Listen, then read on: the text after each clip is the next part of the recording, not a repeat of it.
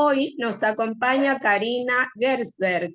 Ella es magíster en intervención profesional con personas mayores y personas con discapacidad por la Universidad de Almería de España.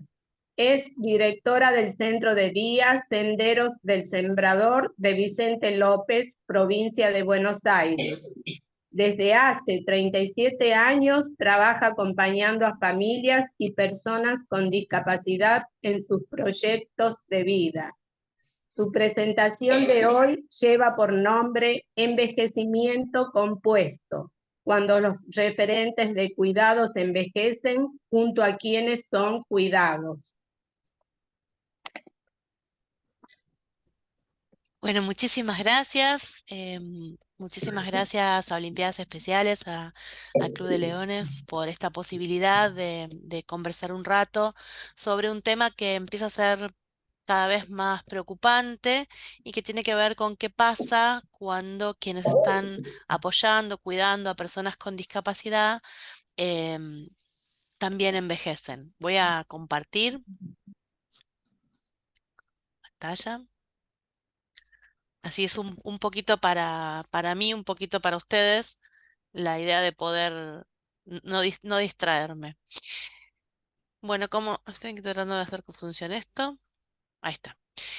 Bueno, entonces la idea de este rato que vamos a compartir es charlar específicamente de qué Bueno, ya pasa está. cuando los referentes de Voy al comedor, cuidados así ¿no? envejecen. Hay un micrófono abierto. Tanto como las personas que son cuidadas. Y a este fenómeno, por decirlo de alguna manera, se le está llamando envejecimiento compuesto. ¿De qué vamos a hablar en esta hora de charla que tenemos por delante? Bueno, de un tema que hace muchos años que diferentes organizaciones venimos abordando, que es cuidar a los que cuidan. Y para hablar de esto, vamos a abordar ideas de envejecimiento, ideas de dependencia, de apoyo y de cuidados. ¿Por qué estamos ahora hablando de esta situación? Bueno, porque es una situación relativamente nueva. La expectativa, el aumento general de la esperanza de vida involucra tanto a las personas sin discapacidad como a las personas con discapacidad.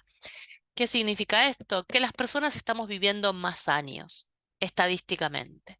Por supuesto, esto varía mucho de acuerdo al lugar donde uno vive, las condiciones en las que uno vive, pero yo les traje acá algunos datos estadísticos que son de la Argentina, que son del año 2023, o sea que son datos bastante nuevos y que podemos ver según estos datos, cómo está impactando esta esperanza de vida, esta cantidad de años que las personas podemos vivir.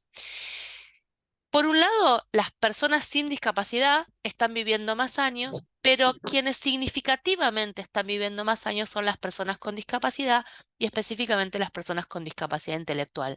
Todavía no hay estudios serios y concisos para compartir de cuáles son las causas por las que las personas con discapacidad están viviendo muchos más años, pero sí hay algunos datos preliminares de por qué esto pasa.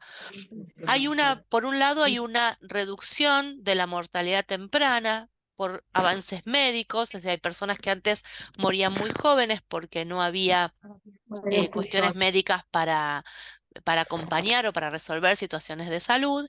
Y por otro lado, también la mejora en la calidad de vida, la menor institucionalización. Digamos, había momentos y lugares de mayor institucionalización de las personas, es decir, que las personas con discapacidad intelectual iban a transitar su vida en dispositivos institucionales, en hogares, en grandes instituciones, y que las personas permanezcan en sus hogares. Esto también ha avanzado un montón respecto a la expectativa de vida. En Argentina, Tengo un cosito acá que no me permite ver los números. Lo que estoy mostrando ahora es una placa que la estoy prácticamente leyendo. Estos cambios en la esperanza de vida, porque me comentaron que iba a haber en el público personas con dificultad en la visión o con baja visión, o personas ciegas. Entonces vamos a contar un poco las diapositivas para que nadie se quede afuera. En Argentina, según el CUT vigente, dice según el tipo de deficiencia, porque esta es la terminología utilizada por la ANDIS en los informes de corte de datos estadísticos. Hay un 10,2% de personas con discapacidad intelectual dentro de todas las personas que hoy están con certificado de discapacidad vigente, que es un universo de aproximadamente 1.680.000 personas. Entonces, de esas, 171.200 más o menos son personas con discapacidad intelectual. Y también había otro dato referido a qué edades tenían. Bueno, había entre 15 y 64 años, tienen el 54%. Si bien hay un montón de niños de menores de 15 años, no estaba el dato específico de cuántas personas de más de 64 años hay con discapacidad intelectual, pero les puedo asegurar que hace unos años no teníamos directamente personas arriba de 64 años con discapacidad intelectual. Entonces, nos estamos enfrentando a un fenómeno nuevo, que es quién se encarga de acompañar esos trayectos de vida de las personas con discapacidad intelectual que sí están empezando a sobrevivir a sus padres o que están participando de esto que vamos a explicar del envejecimiento compuesto.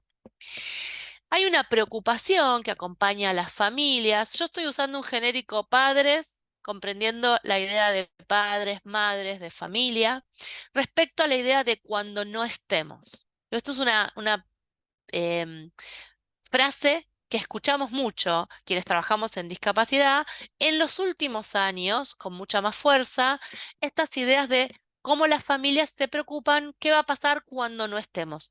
¿Qué significa esta frase de cuando no estemos? ¿Por qué las familias están preocupadas qué va a pasar cuando no estemos? Bueno, traducido a los términos con los que más nos cuesta hablar, es qué va a pasar con mi hija o con mi hijo con discapacidad intelectual y con grandes necesidades de apoyo cuando yo me muera, cuando como el padre o la madre fallecen. Detrás de esta frase yo voy a decir algo que puede ser conflictivo en algún punto, pero les pido paciencia para que me dejen ir como hilando estas ideas, que es, está la carga del cuidado. ¿Por qué les digo lo de la paciencia? Porque a veces uno dice en discapacidad, si hablo de carga del cuidado, estoy diciendo que los hijos son una carga. No, no es ese concepto, sino es un concepto que viene del feminismo, que recupera la idea de las tareas que solemos hacer las mujeres y de la carga que estas tareas conllevan. Carga del cuidado que es instrumental y mental. Es decir, por un lado es lo que efectivamente tenemos que hacer. Por ejemplo, no diría, tengo que ayudar a alguien a vestirse, o tengo que ayudar a alguien a que tome la medicación, o tengo que ayudarlo a que se prepare para subirse a la camioneta para ir al centro de día, o tengo que esperarlo cuando regresa. Yo he charlado mucho con las familias y una cosa que se reitera en las madres, por ejemplo, es, sí, va todo el día al centro de día, pero yo a la hora que tiene que volver, yo tengo que estar, entonces no me puedo ir a tomar un café con mis amigas tranquila y distraerme porque tengo que estar atento, o tengo que estar atento por si me llaman del centro de día, tengo que estar disponible. Entonces, hay por un lado una carga instrumental, cosas que yo efectivamente tengo que hacer, pero también hay lo que se llama una carga mental, que es lo que tengo que pensar. Por ejemplo, sí, me voy a ir un fin de semana y mi familiar va a quedar a cargo de otra persona, pero yo tengo que dejar una lista de instrucciones con cosas, la medicación preparada de determinada manera, los teléfonos a los que hay que llamar, todo esto que yo tengo que pensar es a lo que llamamos carga mental. A mí las mujeres hacemos algunos chistes a veces sobre esto, que es cuando compañero o alguien con quien uno comparte esta carga, dice, dale, yo te ayudo, cocino. ¿Qué cocino? ¿Qué, cómo lo hago? ¿Dónde lo busco? Que no me dices, al final tengo que pensar, aunque instrumentalmente lo haga otro, lo tengo que pensar yo. Estas cargas que a veces uno las lleva con más naturalidad, se hacen cada vez más complicadas con el paso del tiempo. Entonces, hay como una dificultad mayor cuanto más es el envejecimiento de quienes ejercen el cuidado y el apoyo, y cuanto mayor es la dependencia de la persona que requiere de estos cuidados y apoyos. Quiero afinar un poco el término porque en Argentina hablamos poco de dependencia o lo hablamos solo en términos de si para una prestación hace falta pedir dependencia y entonces la planilla FIM que nos pide la obra social la firmamos o no. Pero más allá de que alguien tenga o no tenga números suficientes para que la obra social considere dependencia o no, la dependencia es la necesidad de apoyo constante para actividades diarias. Hay personas que van a requerir apoyo constante para actividades diarias. Y esto puede ser más o menos complejo. A veces es simplemente que uno tiene que ordenar con la palabra ese apoyo, por ejemplo, acordate de tomar tu medicación, y otras veces es un apoyo real, concreto, instrumental, físico, tengo que ayudar a la persona a bañarse o tengo que higienizarla, tengo que ayudarla a vestirse, tengo que darle la medicación. También me gustaría poder hablar para poder ir afinando, digo, aparte quizás los estoy como llenando así como de definiciones, pero me parece que es importante eh, delimitar bien de qué estamos hablando. Me disculpo, pero estoy engripadísima.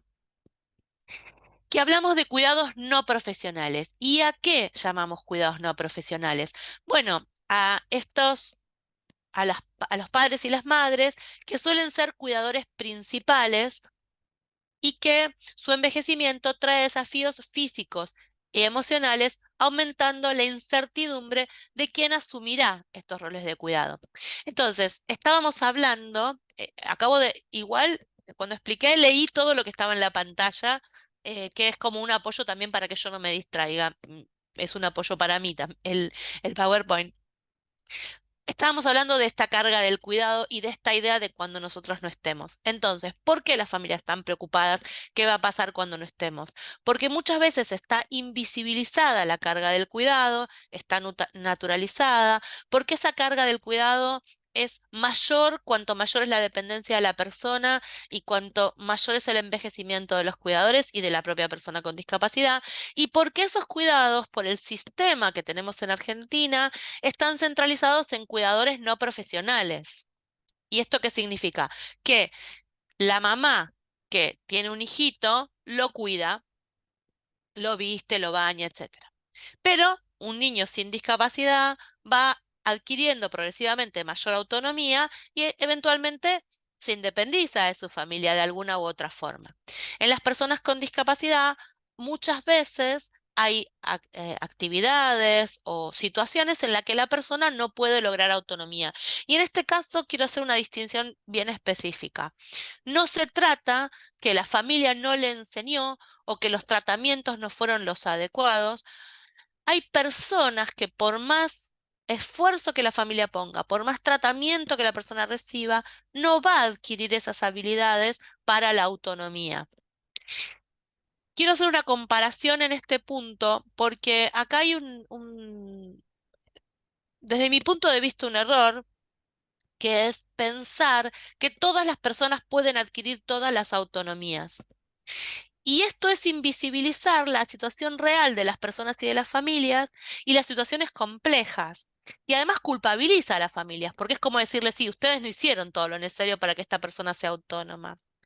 Pero esto sería como pensar que una persona que es usuaria de silla de ruedas porque tiene una lesión medular, si hacemos mucho, mucho, mucho, mucho esfuerzo, va a dejar la silla de ruedas. Y hasta hoy quizás más adelante habrá algún avance en la ciencia y lo permita, esto no es posible.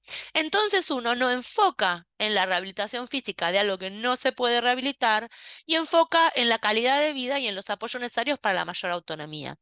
En discapacidad intelectual muchas veces se pierde este foco, las personas y las familias quedan entrampados en un sistema de rehabilitación eterno, buscando supuestos objetivos que no son logrables.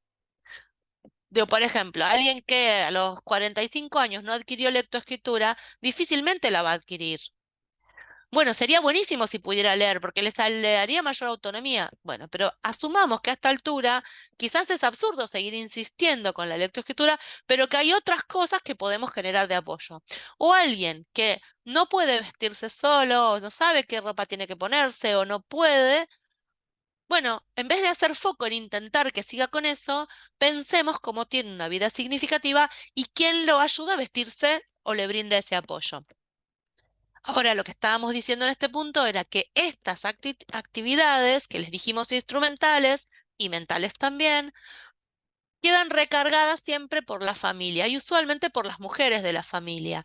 Entonces es esta mamá la que sigue cuidando a esta hija que ahora por ahí tiene 45, 50 años porque la tiene que poder, por ejemplo, asistir para bañarse como lo hacía cuando tenía 3.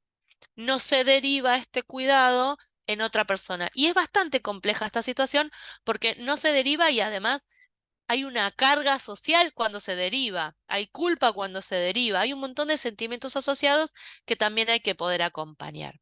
Entonces, retomando la idea de la carga del cuidado, la en esta idea de cuando no estemos, se evidencia que hay un montón de tareas relacionadas con el cuidado, que las familias están preocupadas porque ese cuidado está concentrado en muy pocas personas, que usualmente es la madre, a veces los padres también, y alguna hermana, usualmente es un cuidado feminizado, es decir, somos las mujeres las que nos encargamos. Y también está esta idea de que tienen los padres de no quiero dejarle a mis otros hijos, cuando hay hermanos, que a veces no hay. ¿Y qué es lo que se dice eso? No quiero dejarle a mis otros hijos esta carga de cuidado. ¿Por qué esta distinción entre cuidados y apoyos? En discapacidad suele ser conflictivo hablar de cuidados. Yo reivindico la idea de hablar de los cuidados. Hay una agenda feminista de cuidados que define los cuidados como lo elemental en la reproducción de la vida. Todas las personas necesitamos cuidado, todas las personas, y todas las personas podemos ser dadores de cuidados, personas con y sin discapacidad.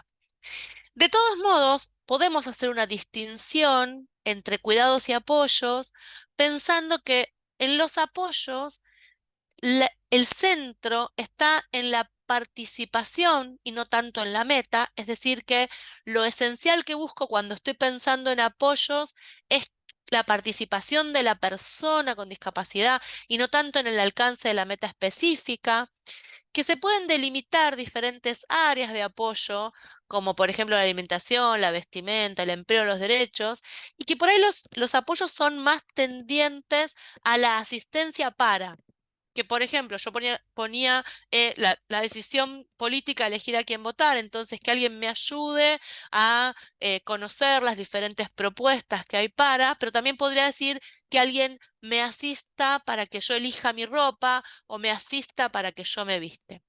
En los cuidados, la importancia está más centrada en el logro. Es decir, que aunque participar siempre es relevante y es importante, el objetivo es que se lleve la actividad concreta. Por ejemplo, si la persona necesita vestirse, el logro es que la persona esté vestida. Si participa y puede participar, siempre es importante la mayor participación posible, pero está centrado en que se logre. Es el objetivo. Por ejemplo, que la persona esté vestida, que la persona se higienice, que la persona se alimente. ¿Qué tienen en común este apoyo o este cuidado? Bueno, que debería ser una distribución un poco más equitativa. Todos los cuidados, como los apoyos, en general están, ya les decía antes, bastante centrado en las mujeres, que son quienes más asumen la carga del cuidado. Sin embargo, los hombres también se involucran.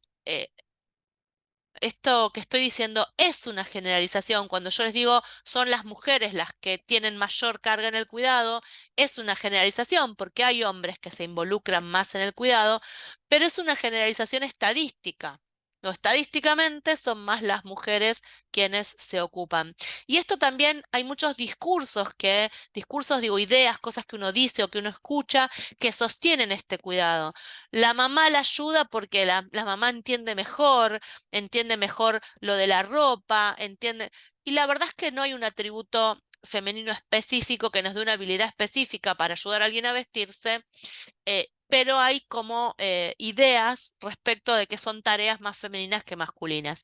Y también el apoyo puede estar basado en las entidades, en las diferentes organizaciones que pueden, además, como recién decían los representantes de los leones, contribuir toda la sociedad a estos apoyos. Digo, una de las cosas que vamos a pensar y tratar de pensar en este rato, que estaba pensando que no tengo ni reloj y no sé cómo vengo bien, de tiempo, eh, si estamos diciendo que la distribución es inequitativa, que está muy sobrecargada en la familia y sobre todo en las mujeres de la familia, y que está sobrecargada en los cuidadores informales o primarios, o sea, no profesionales, tenemos que empezar a pensar cómo podemos incorporar otros cuidadores entre quienes también, o apoyos, entre quienes también es la sociedad toda, cómo podemos generar las redes de apoyo comunitario para.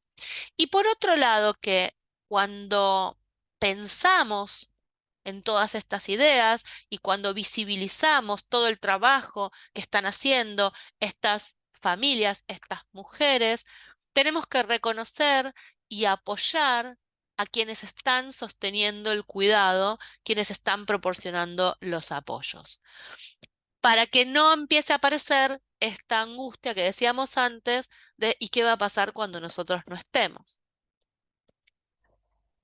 Vamos a seguir con algunas definiciones más, porque hablamos muchas veces, quienes trabajamos sobre vida independiente, de la importancia de la asistencia personal.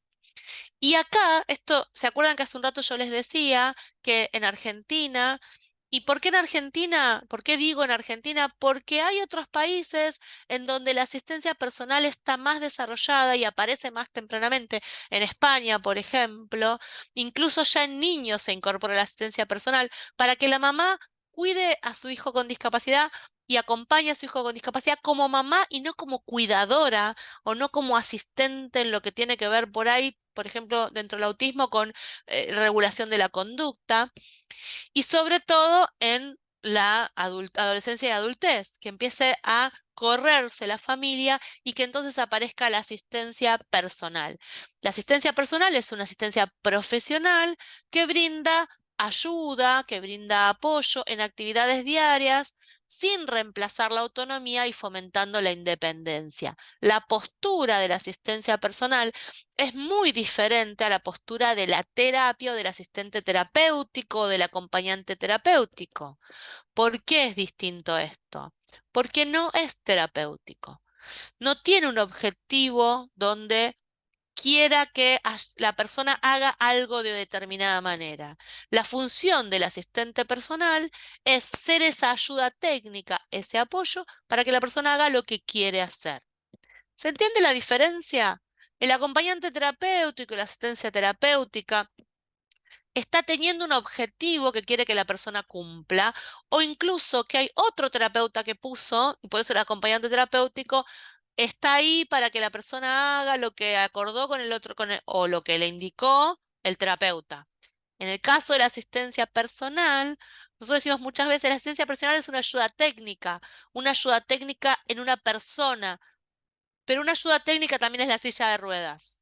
Una ayuda técnica también son los anteojos que en un rato me tendría que poner porque ya a esta hora del día no veo nada. ¿Despersonaliza un poco la asistencia personal? Puede ser, pero la idea es mostrar esta diferencia de que el asistente personal está ahí para acompañar a la persona en sus deseos y sus intereses. Y también genera una diferencia entre lo que es el apoyo brindado por la familia y el apoyo brindado por un asistente personal. Porque también algo que vemos en personas adultas con discapacidad intelectual es que hay una razón por la cual las personas solemos dejar de vivir con nuestra mamá y nuestro papá en algún momento de la vida. Y es la constitución de mis propias ideas, la diferenciación con mi familia de origen, mis propios intereses. Y las personas con discapacidad, aun cuando en el artículo 19 de la Convención dice que tienen derecho de elegir dónde y con quién vivir, muchas veces no tienen opciones para eso. Y terminan quedando en un sistema infantilizado, porque es difícil empezar a ver a este hijo que ahora es adulto, verlo como un adulto y respetar sus decisiones cuando hace cosas que a mí no me parecen bien o que no me gusta, que puede ser desde la ropa que se puso, el color de pelo, el novio, la novia o lo que quiera hacer de su vida. Otra idea importante que nos ayuda a estamos pensando en redistribuir estos apoyos y cuidados, tiene que ver con el apoyo mutuo. ¿Se acuerdan que hace un rato les decía que todas las personas podemos dar y brindar apoyo? Las personas con discapacidad pueden apoyarse entre sí, muchas veces lo hacen. Nada de esto que estoy contando es nuevo y ustedes ya lo conocen. Le estamos poniendo nombres más técnicos, pero ¿cuántos de nosotros conocemos cómo entre amigos se apoyan? Dos personas con discapacidad van a tomar algo y una sabe cómo pedir, la otra sabe cómo pagar y se ayudan para poder hacer una actividad. Nosotros tenemos unos ejemplos, ahora me olvidé de ponerlo, pero tenemos un video donde hay una persona empujando la silla de ruedas de otro y aprendiendo a subirlo, a bajarlo del cordón. Digamos, este tipo de cosas que nosotros los vemos mucho es súper importante y hay que empezar también a confiar en esto, porque el apoyo mutuo, el apoyo apoyo entre pares es un apoyo más equilibrado. Entonces no es un apoyo entre alguien que tiene mucho poder, como un padre, una madre o un profesional, y la persona con discapacidad que queda en una situación de menor poder, sino es un apoyo más entre pares. Entonces, esta idea de pensar en personas de apoyo que faciliten también la comprensión o la realización de actividades, que puede ser tanto profesionales como apoyos naturales. ¿Y qué significan los apoyos naturales? Que puede ser un vecino, que puede ser el, el, el del kiosco, que puede ser el de la verdulería. em, por ejemplo, les cuento así una anécdota. Un muchacho con síndrome de Down que está con mucha autonomía, eh, agarra plata y sale de su casa y se va a comprar al almacén. Eh, bueno, ah, ¿qué se puede hacer con esto? Porque por ahí a veces no termina de ser entendido. Bueno, se puede trabajar con el almacén, se puede trabajar con los vecinos para que cuando lo vean sepan que está yendo a comprar. Se puede hacer un acuerdo con la persona. Puede comprar si tiene dinero, si no tiene dinero no le des. Entonces el apoyo es quizás el almacén de la esquina y por eso me parecía tan importante esta idea de que haya muchas personas involucradas con la comunidad para que trabajemos en comunidades que sean de sostén. Y por otro lado, también hay la idea de las personas de referencia, que es alguien en el entorno designado, tanto puede ser en el entorno laboral o en el entorno grupal, para resolver situaciones de apoyo. Por otro lado, cuando hay apoyos profesionales, lo que se puede generar es un plan de apoyo, que es esta idea de poder evidenciar, pensar, eh, pensaba en listar los tipos de apoyo que la persona necesita y poder pensar quiénes lo pueden brindar. Pensar, mira, todo esto es lo que está haciendo la familia. A ver, ¿quién más se puede sumar a todo este sistema de apoyos? Porque lo que estamos pensando es que quien está cuidando es una persona que está cada vez más grande y que quizás empieza a necesitar cuidados. Y hace muy poquito hablaba con una familia que su hija con discapacidad está cuidando a su mamá que está mayor y que está requiriendo cada vez más apoyos. Entonces, ahí esto sucede. Lo que pasa es que muchas veces no lo estamos mirando.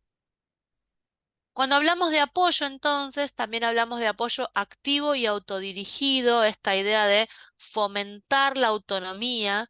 Cuanto mayor es esta diferencia. Hace un rato dije, no siempre la persona puede lograr autonomía. Esto no significa que no la pueda lograr o que no tengamos que trabajar para que se logre o que no haya muchas posibilidades de mayor autonomía. Lo que quería en ese momento era señalar que a veces este trabajo por la autonomía termina dejando a la persona en un sistema de rehabilitación eterno. Sin embargo, esta idea del apoyo activo y autodirigido, o sea, que la persona sea partícipe de esto, sí permite cada vez mayor autonomía y esto alivia las preocupaciones por el futuro, porque cuanto más autónoma o más independiente sea la persona, menor es la carga del cuidado y las personas a las que tengo que buscar para que se sumen a esta estructura. Entonces, para que esto suceda, es muy necesario el desarrollo de la asistencia personal y de estos apoyos naturales que decíamos antes, y la red comunitaria, que también es involucrar a la familia ampliada, que muchas veces está ausente, y sin culpabilizar a las familias, muchas veces está ausente porque no hemos querido molestarlos. Entonces hemos ido como dejándolos fuera del sistema. Cuando quienes nos encargamos del cuidado tenemos que delegar ese cuidado, a veces la expectativa es que alguien lo cuide como lo cuido yo. Y esto es imposible. Primero es una imposibilidad lógica. Es decir, nadie hace las dos cosas iguales, ¿no? Yo no hago la cama igual que Cristina. No, cada uno hace las cosas distintas. Pero además, entonces es imposible, ¿no? O sea, tener mi expectativa de que el otro cuide igual es imposible. Y además es hasta diatrogénico, digamos, es hasta perjudicial, porque lo que yo quiero incorporarle a la vida de esta persona son más personas, más experiencias para que la persona encuentre que le interese, encuentre mayor autonomía, elija, diga que quiere. Y la expectativa de que alguien cuide igual que yo genera una presión sobre quien está delegando ese cuidado y sobre quien intenta asumir ese cuidado. Genera rispideces, genera dificultades, genera frustración, tanto sea cuando el cuidado se delega en cuidadores profesionales como cuando se delega en cuidadores otros familiares o de la red de apoyo. Entonces, cuando iniciamos este proceso de empezar a repartir el cuidado, una de las cosas que tenemos que soltar es que cuando cuida el otro, yo tengo que confiar en que lo haga, cómo lo hace y soportar que lo haga diferente. Esto es un tema que sucede un montón en muchas situaciones de la vida en relación a cuando delegamos cuidados, pero es fundamental tener este concepto de decir nadie va a cuidar igual que yo y no es una expectativa deseada que alguien cuide igual que yo. Por supuesto, voy a delegar en personas que yo confío. Entonces, si confío, tengo que soltar y que ese cuidado va a ser diferente. Y una cosa que nos da la experiencia de la vivienda, nosotros en Sendero del Sembrador tenemos la vivienda convivencial que ya ha pasado por un montón de etapas, hace más de 15 años que tenemos vivienda y hace más de 7, casi 8 años que hay un grupo que está viviendo en conjunto, 5 años en Casa Vergara y ya llevamos casi 3 en Casa Italia. Es que ha sido para algunas familias difícil darse cuenta que cuando la familia se retiró del cuidado, incluso hubo mejoras muy significativas en la vida de esa persona. Y eso fue difícil porque las familias, algunas se han inmolado para sacar a sus hijos adelante. Tenía un montón más de información, quizás después podemos circular algunos trabajos de plena inclusión muy interesantes sobre conciliación, que es esta idea de cómo las familias han delegado, y las cuidadoras principales sobre todo, gran parte de su vida. Nosotros conocemos mujeres que son profesionales, pero no han ejercido su profesión porque se han dedicado al cuidado de los hijos. O no se han podido incorporar al mundo del trabajo, o se incorporan muy parcialmente al mundo del trabajo, tienen toda su vida dedicada a eso. Entonces, conciliar la vida de esta persona, porque hablamos de la calidad de vida de la persona con discapacidad. ¿Y qué pasa con la calidad de vida de esta mamá, de este papá, de este grupo familiar? Y cuando de repente ese cuidado fue suplido, digamos, por este Tú no dispositivo te lo pierdas, institucional, nadie te va a responder. ahí estoy esperando que, ahí está, gracias. Cuando este cuidado fue suplido por este dispositivo institucional y la persona, por ejemplo, mejoró y uno puede decir, bueno, ¿cómo sabes que mejoró? Y, por ejemplo, empezó a tomar menos medicación, em, fue un cimbronazo, porque no, esta familia por ahí no se había imaginado que su hijo o su hija podía estar mejor, o nunca se había imaginado que alguien podía, y aparece una cosa de culpa, pero entonces no cuidamos bien nosotros como familia, y no se trata de eso, se trata los procesos vitales, que es esta idea de las personas adultas, dejamos por ahí de vivir con nuestra familia, como decíamos antes, la persona con discapacidad también se beneficia, a veces, sin generalizaciones, de otros sistemas que lo acompañen. ¿Qué otras estrategias se pueden implementar para esta transición y para esta planificación de la vida en este envejecimiento compuesto donde la familia y la persona con discapacidad están envejeciendo? Bueno, hay cuestiones que tienen, y para este día después que nos preocupa tanto, ¿no? ¿Qué va a pasar? Que también me gustaría, algo que me olvidé antes, y que es, a mí la frase de cuando nosotros no estemos no me gusta nada, porque me parece que, por un lado, carga esta idea fuerte de la carga del cuidado, pero por otro lado, posterga la posibilidad de la mejora de la calidad de vida de la persona con discapacidad, pero también de las cuidadoras y de los cuidadores, para más adelante, para un momento que uno vaya a saber, que tampoco sabemos ni cuándo ni qué va a llegar. Y pensando en algo que Dori y Nico de hacerlas utiliza bastante, que es una idea de Paulo Freire, que no me voy a meter porque es algo que los invito a que los busquen a ellos y lo trabajan muy lindo, de fatalidad liberadora, dicen ellos, ¿no? Como, hey, ¿qué hay que esperar acá? Entonces, en vez de pensar cuando no estemos, yo les propongo pensar en mientras estamos aquí. Mientras estamos aquí, todos tenemos que vivir mejor. Las personas con discapacidad tienen que vivir mejor y las familias y los cuidadores tienen que vivir mejor también. Entonces, algunas estrategias, la planificación legal, no dejar para cuando suceda algún problema, yo ponía fideicomisos o documentos legales, porque claramente depende de la situación de cada familia. Hay familias que pueden planificar el futuro económico de determinada manera porque tienen recursos, hay familias que no tienen recursos, pero sí hay documentos legales que pueden actualizarse para, por ejemplo, el tema de la restricción, perdón, la determinación de la capacidad jurídica en la cual se pueden incorporar diferentes personas al sistema de apoyo desde lo legal y que ya estén incorporadas, entonces empiezan a involucrar esto. Y en este caso también ir integrando otras personas de apoyo de manera progresiva. Esto que decíamos antes, bueno, a ver, ¿quién más puede estar incorporándose a estas tareas? Si yo tengo en claro que mi hija, mi hijo requiere este apoyo y este otro, bueno, a ver, ¿quién se puede sumar? ¿A quién podemos sumar a esto? Y por supuesto, educación y capacitación en cuanto a estos roles del cuidado a la familia ampliada, a las redes comunitarias.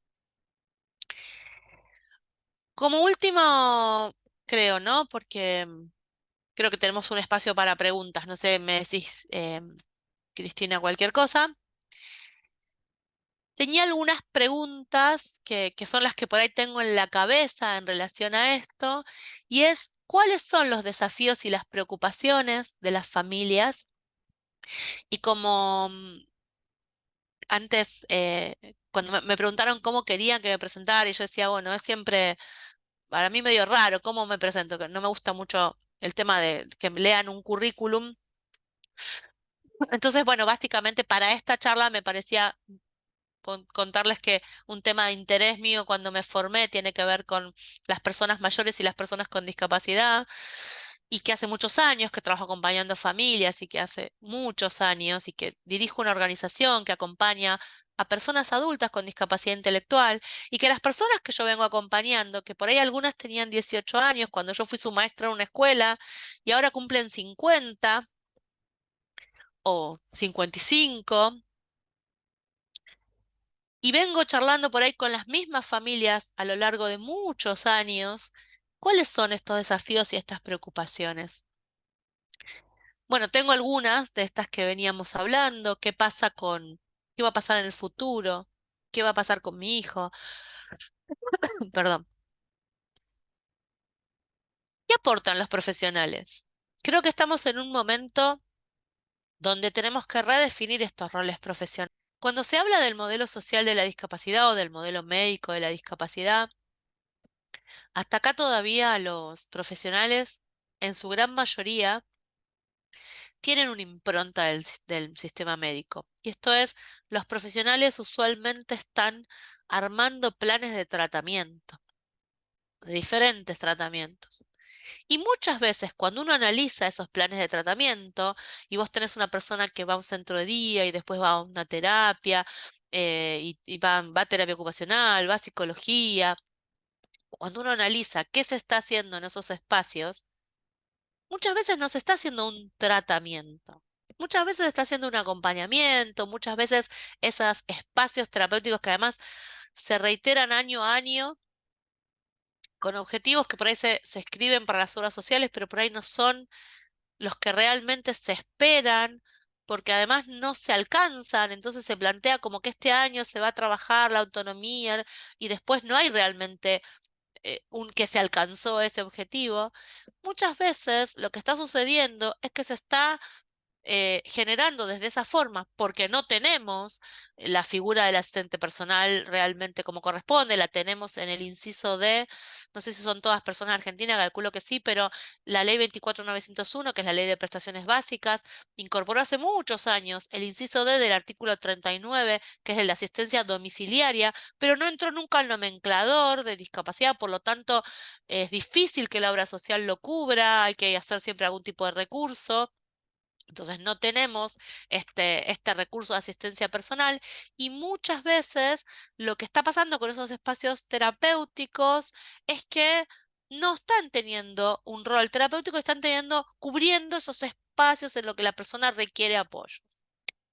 O por otro lado, no se están utilizando estos recursos profesionales para todo esto que decíamos antes como estrategias, cómo desarrollar estos proyectos de vida, cómo pensar y acompañar a las familias para desarrollar los apoyos naturales, cómo acompañar a las familias en desarrollar los apoyos comunitarios, cómo, digo, otra vez, una generalización que puede ser muy injusta. Hace un ratito del centro de ideas los conozco y que el mismo centro de Sendero del Sembrador, nosotros sí estamos trabajando y los profesionales estamos trabajando en esto, pero todavía hay un montón de lugares donde los profesionales siguen teniendo roles demasiado dentro del modelo médico y no están teniendo roles centrados en la calidad de vida y en el proyecto de vida de las personas. Y la pregunta que para mí es la más importante de todas es, ¿qué desean las personas con discapacidad? ¿Estamos escuchando suficientemente cuál es el proyecto de vida de la persona con discapacidad en esa etapa vital? ¿O estamos, así como hablábamos de la infantilización, hablábamos en un momento, y de cómo el cuidado queda por ahí encasillado en esta infantilización cuando queda dentro del núcleo familiar? A veces nos cuesta mucho escuchar qué desea la persona con discapacidad, cómo cambia su proyecto de vida también con la edad, porque las personas vamos cambiando nuestros intereses y nuestros objetivos en nuestras diferentes edades.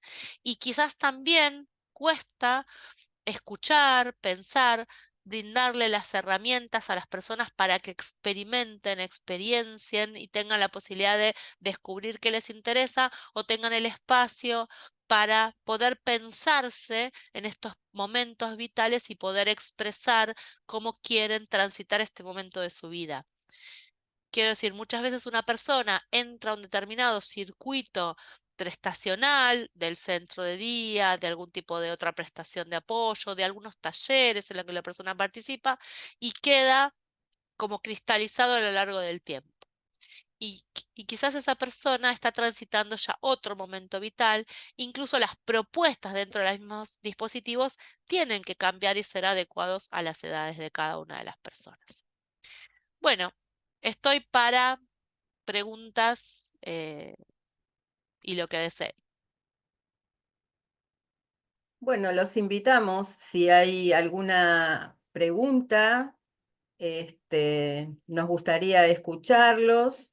A mí personalmente me quedan como algunas cuestiones de las que mencionó Karina, ¿no? Como que me quedaron ahí resonando en esta cuestión de que no todos logran todas las autonomías, ¿no? Que si bien eso lo venimos trabajando fuertemente desde Olimpiadas Especiales Argentinas, pensamos que la autonomía dentro de las posibilidades de cada persona, por supuesto, y algo que también tiene mucho que ver con lo que venimos trabajando a lo largo de varios foros, que tiene que ver con este rol de apoyo, ¿no? Esta diferenciación de la que habla Karina, que me parece tan importante, diferenciar el cuidado de los apoyos. Y este rol del asistente personal, que hablamos de asistente personal para la vida independiente, ¿no es cierto? Que cuánto se trabajó, cuánto las organizaciones de la sociedad civil dedicaron tiempo en este sentido y aún no logramos que ese rol sea reconocido en su función, ¿no es cierto? Me parece que también como sociedad tenemos que seguir apostando a que estas cuestiones vayan mejorando, ¿no? Muy interesante también considerar y tratar de fortalecer cada cual en su comunidad los apoyos mutuos. Es cierto que las personas entre sí, los pares, pueden ayudarse, pueden colaborar. Esto lo vemos, no sé, por ahí mucho más pueden hablar las personas que trabajan en deporte, ¿no es cierto? Pero esto lo vemos con claridad en Olimpiadas, cómo colabora uno con otros, cómo pueden participar y ayudarse, ¿no es cierto? Y esto hay que seguir extendiéndolo e insistimos, como también lo dice Karina, en el trabajo con la familia ampliada, ¿no? No meterse solo en el núcleo familiar cerrado, sino expandir al resto de las familias, ¿no? Dejarse ayudar, apoyar y dejarse apoyar, ¿no? Digo, en este doble juego que todos tenemos que ir haciendo. Y por supuesto, también algo de lo que habló Karina, que tiene que ver con estas estrategias que hay que ir pensando. Recordaba lo que trabajamos en Rosario con el grupo de hermanos, ¿no? Justamente cómo ir planificando, cómo ir pensando las cuestiones legales y financieras, ¿no? Que a veces nos da miedo hablar de estas cuestiones. A veces los hermanos no se animan a hablar de esto, pero que sí es fundamental, ¿no? Porque lamentablemente nadie tiene la vida comprada.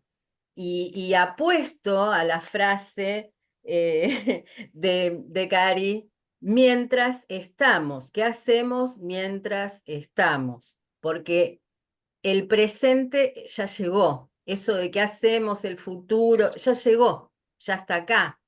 Entonces, bueno, ¿cómo lo transitamos de la mejor manera posible? Y a través de estos encuentros intentamos, por supuesto, no dar una respuesta cerrada, porque hablamos de la singularidad de cada persona y de cada familia, pero sí por lo menos la idea de pensar de otro modo, ¿no? Ir cambiando de otro modo, porque también es verdad que hablamos del modelo social, hablamos de la inclusión, hablamos del protagonismo de la persona, hablamos de los apoyos, pero para conseguir esos apoyos necesitamos un certificado de discapacidad que todavía sigue de la mano del modelo de rehabilitación. Entonces, hay muchas cosas que hay que ir cambiando. Bueno, Sí, Milena acá levantó. sí, Sí, ahora Karina, le perdón. dejamos a Milena, pero me gustaría como tomar una cosita de retomar. Vos arrancabas diciendo esto de la autonomía y lo que yo señalo sobre a veces la persona no va a lograr, porque a mí lo que me preocupa en ese punto es, ok, tratemos de hacer todo lo posible para que la persona sea lo más autónoma que se pueda. ¿Hasta qué punto? Claro. Porque a veces esto hace em, que sea una trampa, porque la persona termina metida en un sistema rehabilitatorio constante. Entonces, en vez de estar en la búsqueda del sentido, yo creo que todas las personas que están aquí estarán de acuerdo, si no, no estarían acá, que toda vida es valiosa, ¿no? Toda vida es valiosa, estamos todos de acuerdo. Y toda vida tiene un sentido. Lo que pasa es que muchas veces no tenemos ni la oportunidad ni el acompañamiento para encontrar qué tiene sentido para mí, en la persona con discapacidad sobre todo.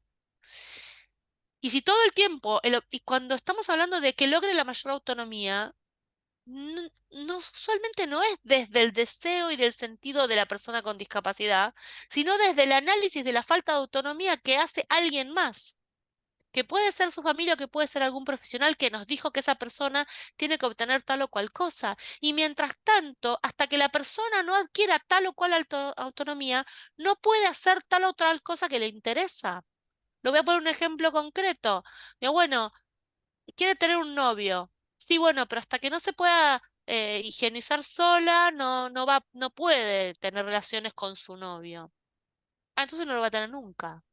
Entonces es un lindo argumento para que esto no suceda. O no puede tener un trabajo hasta que no pueda viajar. Pero perdón, ¿el trabajo lo puede hacer? Sí, lo puede hacer. Bueno, entonces, que alguien lo acompañe en el viaje. No, bueno, pero tratemos de enseñarle a viajar. Está bien, tratemos de enseñarle a viajar, pero si ya hace 6 meses que estamos tratando de enseñarle a viajar y no aprendió a viajar, no pongamos 2 años más de objetivo de aprendamos a viajar, martirizando a la persona en algo que no le sale, y pongámosle un asistente que lo acompañe en el viaje para que la persona pueda. Cuando uno lo ve en discapacidad física es más fácil. Yo tuve una gran amiga, Soledad Arnau, con una doctora en filosofía, con una gran discapacidad física, y yo charlaba con ella, eh, iba a decir una barbaridad, iba a decir de igual a igual. Nunca he sido igual a ella, ella ha sido muchísimo más brillante y más formada que yo. Y su asistente le daba la comida en la boca, porque ella no podía llevarse la cuchara a la boca. Mientras charlábamos, ella tenía un asistente ahí que le ayudaba para lo más básico y que estaba a sus órdenes. Entonces es como pensar, bueno, no, esta persona va a poder dar una conferencia en la universidad cuando pueda llevarse la comida a la boca. No se nos ocurriría pensar eso, ¿no? Sin embargo, en discapacidad intelectual, ahí caemos un montón. Y también pensaba en estos apoyos entre pares. Bueno, porque dale, hablas y hablas y hablas y cómo se hace esto, ¿no? Bueno, les cuento algún tip. Una cosa que detectamos que nos pasaba era que triangulábamos conversaciones. Por ejemplo, uno estaba sentado en una mesa y tenía a Pedro y tenía a María. Y entonces Pedro decía, María, ¿qué querrá hacer hoy? Y entonces yo le decía, María, pregunta a Pedro, vos qué querés. Pero María estaba sentada ahí. Entonces esta triangulación capaz les suena, ¿no? Que en vez de hablarse entre sí, hablaban con un referente, el profesional, el del grupo. Y ahí éramos nosotros los que habíamos enseñado esa triangulación. Entonces, correrse de esa triangulación de una manera amorosa, porque tampoco le vas a decir, pero lo tenés ahí, preguntale, ¿no? Pero sí empezar a corrernos y empezar a pensar, ¿cómo dejamos ese espacio para que suceda? No vayamos tan rápido a asistir, no vayamos tan rápido al apoyo, corramos, no, dejemos que haya falta, dejemos que haya espacio, dejemos que alguien más se levante y vaya, y entonces va a ir fulano a ayudarlo, capaz que lo ayuda mal, y esperemos, capaz que lo ayuda bien. Y capaz que en ese ayudar encuentra su vocación, y muchos de ustedes ya deben tener la experiencia de que la persona con discapacidad encontró la vocación en ayudar, y a veces lo escuchamos en esto, prefiere estar con gente que necesita más apoyo, se siente más cómodo ayudando a otros. Claro, Por supuesto, porque muchas veces trabajamos para que la persona se sienta útil. No, trabajemos para que sea útil, porque cuando uno es útil, se siente útil. Hagamos la vida más real. Perdón, Milena. Hola, buenas noches, ¿cómo están? Bueno, yo más que preguntas quiero porque me encantó, la verdad, la charla, estuvo hermoso. Yo hace 2 años cuido a una niña con síndrome de Down. Ella actualmente tiene 4 años. Yo soy docente de educación inicial. Y me pasó que la primera vez que yo tuve que ir a la casa a cuidarla, la mamá me comentó que ella no era como muy de los vínculos, como que no se acercaba. Ellos se acercan, ¿sí? Le caes en confianza o no. Bueno, yo fui con gran incertidumbre porque no sabía con qué me esperar. Fui, qué sé yo, y ella me vio y desde ese momento fue un vínculo muy, muy lindo, como que las dos nos complementamos. Yo le ayudo a ella y ella me ayuda a mí en muchas ocasiones, en muchísimas ocasiones. Y bueno, y hace un año atrás yo me di cuenta que a ella le gustaba bailar. Le gustaba bailar porque yo ponía música y ella bailaba. Yo soy profe de baile, entonces bailo y ella me copia en todo, o sea, me imita. Ella todavía no sabe cómo armar oraciones, ¿sí? Dice palabras sueltas. Entonces un día le comento a la mamá que estaban dando danzas clásicas. Entonces le digo a la mamá, ¿qué tal si le preguntamos si quiere ir a danzas clásicas? Me dice la mamá, pero ella todavía no sabe hablar, ¿qué va a pasar cuando vaya a danza? Le digo, no pasa nada, porque ella va a imitar lo que hace la profesora o se va a expresar como ella sabe, porque ella se expresa hermoso. Entonces hablando le digo, Nina, ¿querés ir a danza que la Mile te acompañe?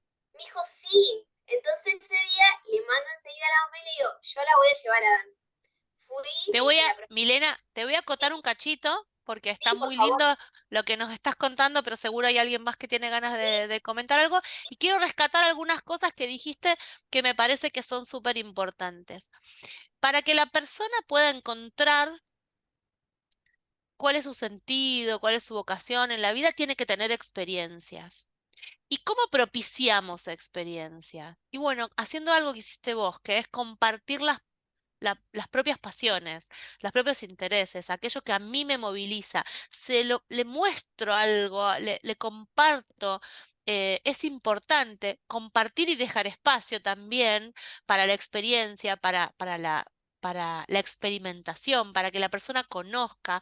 Entonces, por eso es muy importante que las personas accedan a variedad de estímulos donde puedan y también esto de contagiarnos, ¿no? Porque a todos los que nos gusta algo, alguien nos lo presentó con énfasis y con amor. Entonces, estas ideas son importantes.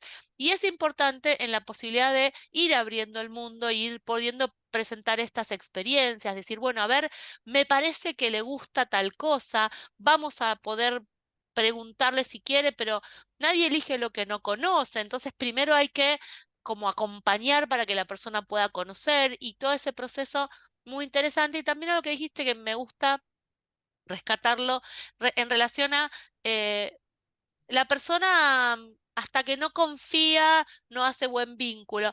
Y la verdad que eso es súper saludable, porque confiar en cualquiera y hay que conocer para confiar. Así que está bien cuando las personas son un poco reticentes y que no brindan su confianza hasta que no saben a quién. Y bueno, seguramente inspiraste mucha confianza eh, con tu transparencia y por eso te aceptaron tan rápido y te pudiste incorporar. Es muy linda también la experiencia de, vos nos estás contando en primera persona cómo es un apoyo profesional. O sea, acá y qué interesante que aparezca ya desde pequeño, porque entonces esto nos va a generar mayor autonomía, que no dependa de la mamá la posibilidad de poder bailar en casa o de ir a una actividad, que todavía es chiquita la niñita, pero a veces esto, a los 4 años, una mamá de un niño sin discapacidad también lo llevaría a actividades, pero por ahí no a los 15.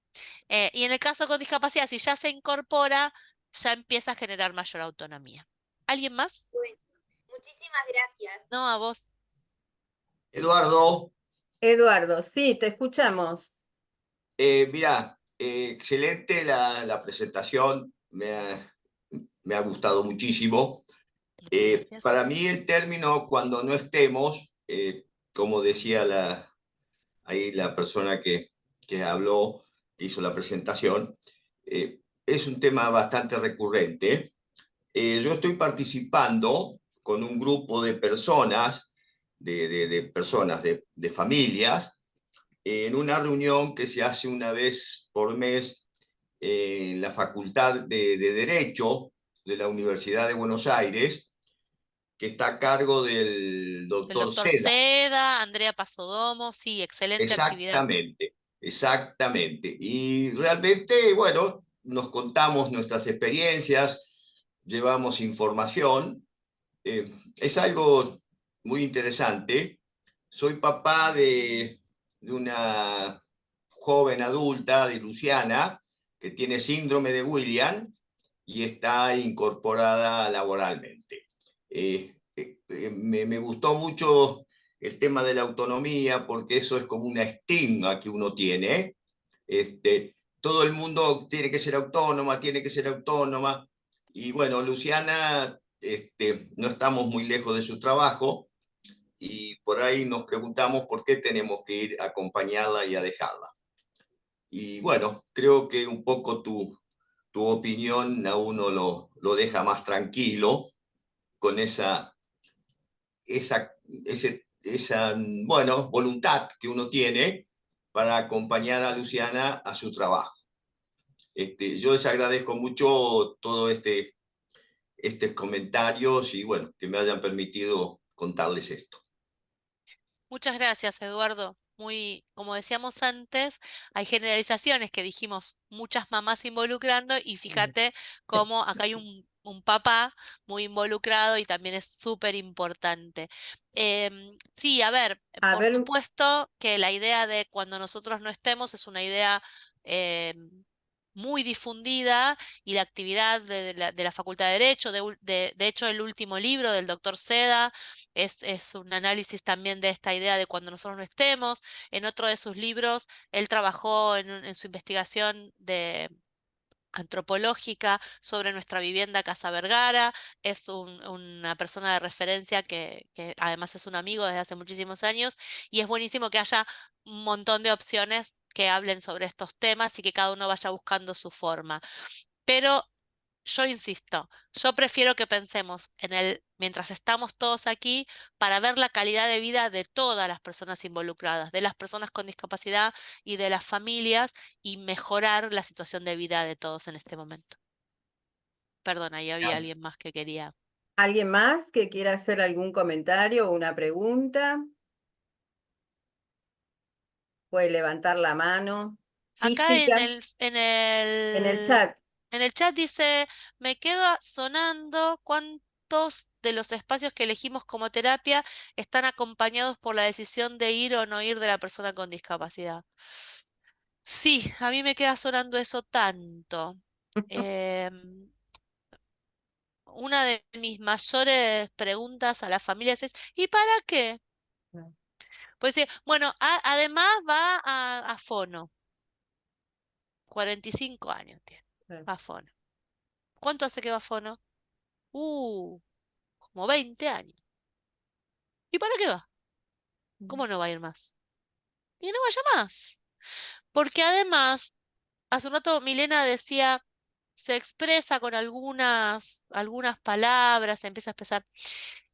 A nosotros nos pasó esto. Nosotros veníamos trabajando con las fonos, que además es difícil conseguir fono, ¿no? Porque saben que fonoaudiólogas hay pocas. Y no había mucho progreso. Hay un punto donde, como ya está, digamos, ¿no? Como ya está, ya está. Incorporamos un taller de radio en el cual no pusimos a una maestra especial a hacer un taller de radio, trajimos a un profesional de la comunicación a dar un taller de radio, y la gente con discapacidad, las personas con discapacidad intelectual, con grandes dificultades para expresarse, se grababan y se escuchaban porque querían salir en el programa de radio y decían, no se me entiende nada. Capaz que no lo decían así, pero les aseguro que eso empezó a pasar y el esfuerzo porque se entendiera mejor apareció enseguida, por un lado, y hubo mucho progreso. Y por otro lado, les tiro un tip que es genial. Escuchen esta porque Digo, estoy pensando hasta cobrar por esta, y es la siguiente. Cuando alguien quiere escuchar, las personas quieren hablar. Y lo logran. La mayor parte de las veces no queremos escuchar, por muchas cuestiones. Otro día hacemos una charla de cómo no escuchamos nada. Por muchas cuestiones. Tenemos a quienes hacen preguntas repetitivas. ¿Tienen alguno que hace preguntas repetitivas? ¿Qué comemos hoy? Ravioles. ¿Qué comemos hoy? Ravioles. ¿Qué comemos hoy? Ya te dije, ravioles. Te dije hace 10 minutos ravioles, ravioles. ¿No? ¿Qué comemos hoy? Ravioles. Pero discúlpenme, ¿de qué quieren que hable? ¿Del último libro que sacó Bucay y si estaba o no plagiado?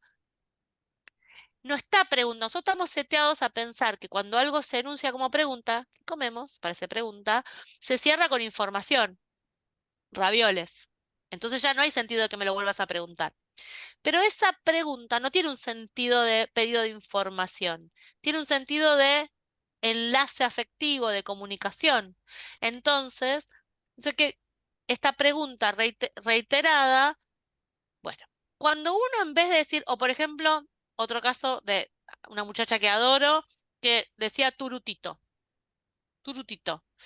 ¿Qué es turutito? A ver, decí bien. Sanguchito. A ver, sangu. ¿A quién de ustedes se sentiría bien si me dice algo y yo lo corrijo de esa forma?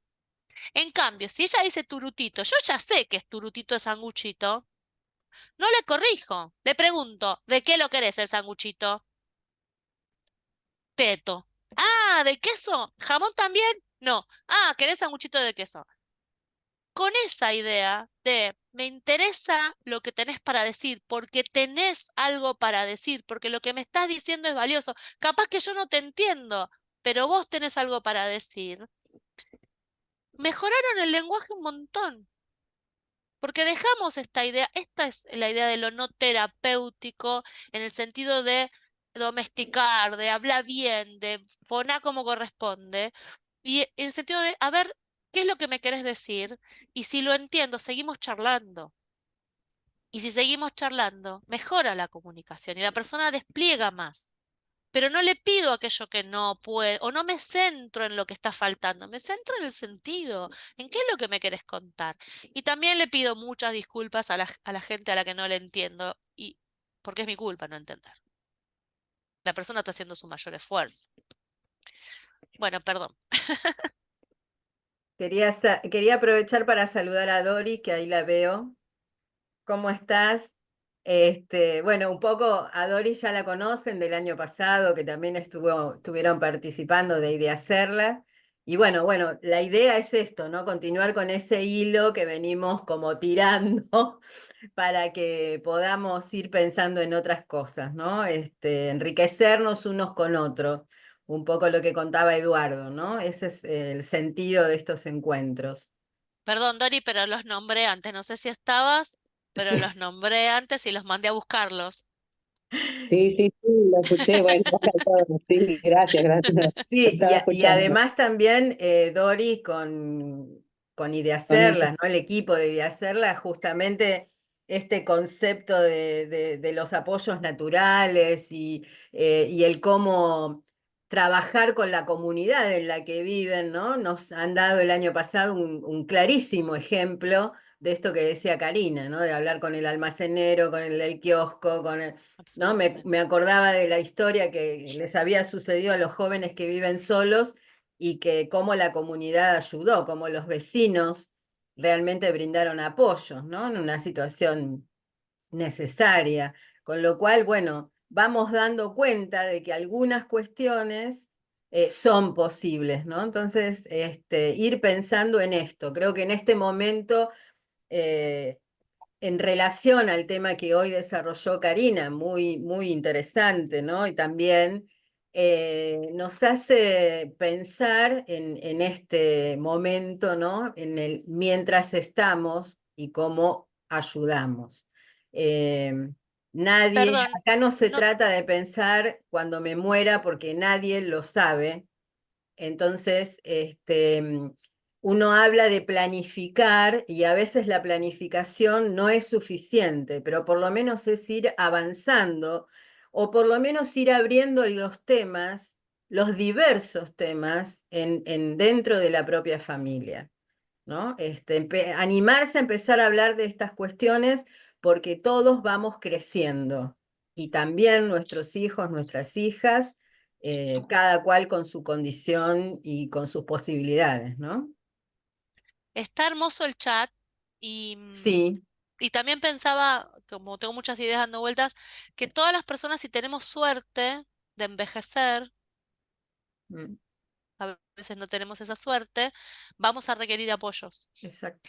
y vamos a perder esa autonomía, en parte, aunque sea. Mm. Entonces tampoco centrarse tanto en eso. Quiero tomar algo porque quiero molestar un poquito, pero no. Alicia dice, la independencia comienza desde los primeros años, prepararlos para cuando no estemos, hay que pensarlo desde hace mucho tiempo antes para estar preparados cuando llegue el momento, seguramente va a ser difícil. Y ahí quiero decir algo, estoy de acuerdo, pero esa idea de la independencia comienza en la cuna, lo que Estela Páez nos trajo desde hace muchísimos años, tiene una trampita. Porque ¿qué pasa si no lo hice? Y si yo no lo hice y tengo mi hijo ya tiene 30 años, que entonces ya no puedo hacer nada. Sí, ojalá tengamos desde que son pequeñitos y desde, por ejemplo, la muchachita que cuida a Milena, desde chiquito esta posibilidad de ir desarrollando. Pero si no, en el momento en que empecemos, a los 30, a los 40 años que tiene, pues no importa. Siempre las personas tenemos posibilidad de cambiar y que entonces en el momento que empecemos, empezamos y mejoramos y eso. Y la idea también del momento difícil, sí, es cierto, la vivienda nos mostró en este último momento, estos últimos años sobre todo, eh, que personas que ya estaban viviendo en la vivienda y que ya no convivían día a día con sus mamás, transitaron el duelo de la muerte de un padre o de una madre de una manera totalmente distinta. Y otro día podemos charlar también sobre cómo trabajamos los duelos, que en discapacidad intelectual durante muchos años se dejó afuera a Sí. la persona con discapacidad, no se hablaba del tema, etcétera. Y bueno, ahora, claramente, si todo el cuidado de una persona está recaído y todo el apoyo en una sola persona y esa persona desaparece, y obligamos a la persona a transitar el duelo que igual va a tener por el afecto perdido, más toda la pérdida del sistema de apoyo. Con lo cual, distribuir el sistema de apoyo pareciera ser de lo más Necesario. inteligente. Y después hay un montón de otras cosas sobre comunicación, pero bueno, ya entiendo que se nos fue el tiempo ya. Sí, ahí vamos a dejar a el último comentario. Ángeles Peña, ¿levantaste la mano? Hola. Hola, ¿cómo están? No, quería decir sobre lo que habló Karina recién de prepararlos para la vida independiente desde chiquitos. En mi caso particular, cuando nació mi hijo con la discapacidad, yo siempre pensé o nunca me imaginé que mi hijo no iba a vivir conmigo. Hasta hice un juramento que él iba a vivir conmigo hasta el día que yo desapareciera. Y hace 5 o 6, bueno, que me ayude Karina, vive en Casa Italia, en forma independiente, con los cuidados y los apoyos que merecen. Eso. Y la calidad de vida de ambos mejoró un montón. Ángeles Moipeña es Excelente. la actual presidenta de nuestra asociación Senderos del Sembrador y su hijo Charlie es un habitante del proyecto de vivienda desde hace muchos años y ambos viven mejor, ¿no? Mucho. Excelente Obvio. ese comentario. Gracias, Ángeles. Muchas, muchas, muchas gracias por la invitación a este hermoso espacio.